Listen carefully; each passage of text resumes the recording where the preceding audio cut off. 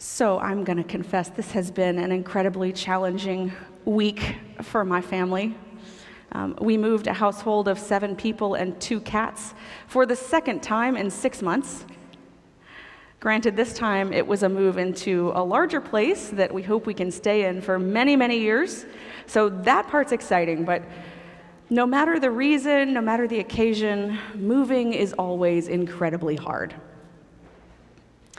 I tried on Wednesday when the movers were coming, I tried to sort of direct traffic at the house, telling them what rooms everything needed to go into.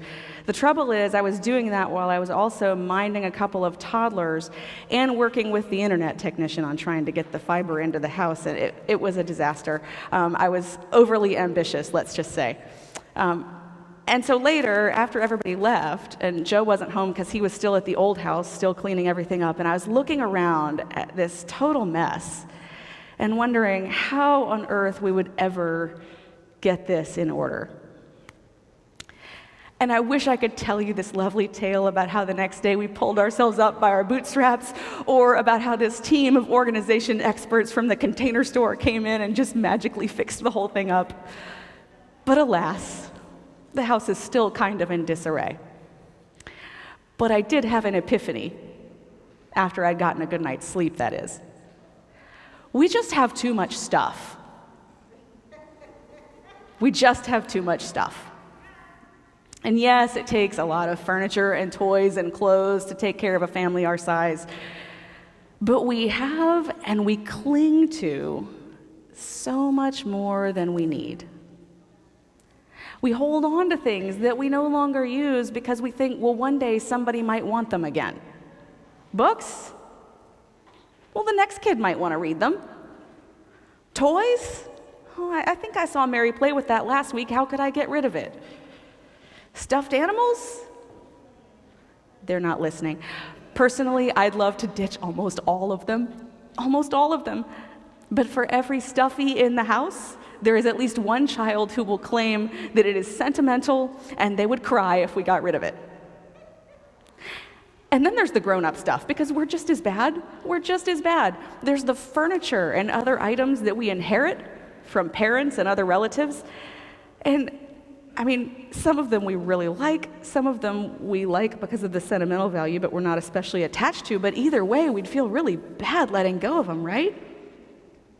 The clothes that haven't fit since before COVID, the mountains of artwork and schoolwork that our kids produce. And I mean, yes, we love it, but you can only hang on to so much of that, right? But we don't want them to see it in the recycle bin, so it just piles up. And it seems perfectly logical every time we make that choice to hang on to this one more thing. It's just one thing. Let's hold on to it. We might want it. It seems logical until the movers keep pulling stuff out of the truck and saying, "Where do you want this?" And I look around and I go, "In the garage. In the garage. In the garage."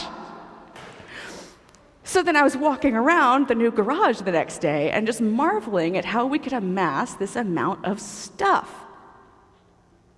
Our house in San Diego wasn't that much bigger than the one we have now, although it did have more storage.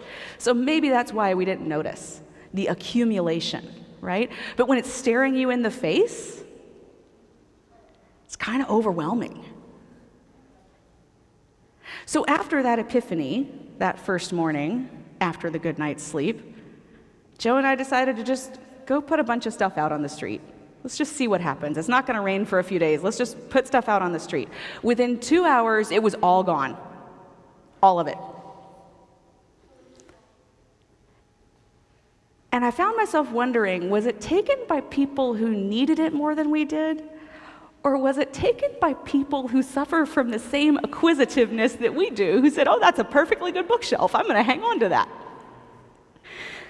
We don't know. We don't know. But I don't think we're unique.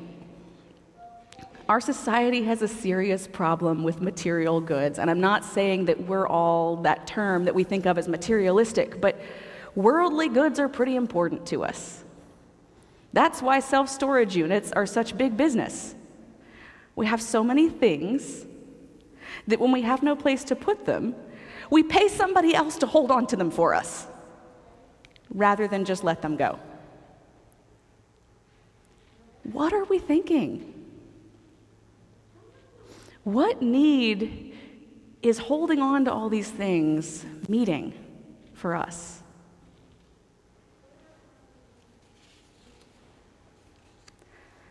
In our gospel today, Jesus sends his disciples out to do ministry, and he tells them not to take anything with them. No purse, no bag, no sandals, and to eat whatever is set before them. He's not just telling them, don't worry, you don't have to be so prepared. He's not just saying that their success doesn't depend on what they bring with them.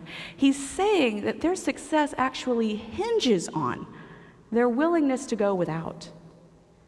Hinges on their willingness to be intentionally underprepared, under-resourced, and vulnerable.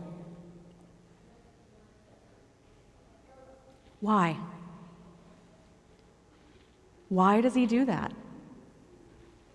I mean, wouldn't they be better off doing miracles and healing if they didn't also have to be asking for favors from the people they were serving? And if they didn't have to deal with the inevitable awkwardness of staying with a host who drives them crazy and having to tough it out because, hey, that's the meal ticket. But that's part of the whole thing. Their effectiveness in ministry is about the same thing Jesus' own ministry is about. Showing the world that we can only experience true love and abundant life when we make ourselves vulnerable. The more we cling to possessions, or even more broadly, to our own way of living or our own understanding, the more we amass those sources of security that we build up for ourselves, the less open we are to what we might receive from others. The material things, like the expectations we carry around, they weigh us down. Jesus wants us to do ministry not grudgingly, under the weight of the cross, though he warns that that burden might come, and we should take that possibility seriously, but that's not what he wants for us. Jesus' real desire is for us to be free from what weighs down our spirits. Come to me, all you who are weary and carrying heavy burdens, and I will refresh you.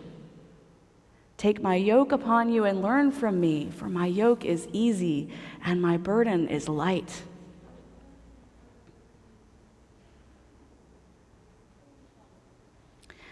Joe and I looked at each other when so much of our furniture was out on the street, and we just breathed this big sigh of relief. We felt lighter. Giving it away, regardless of who took it or what they were going to do with it, it was a gift to us, helping us to remember that we have so much more than we need, and offering us the chance to reevaluate some of our priorities.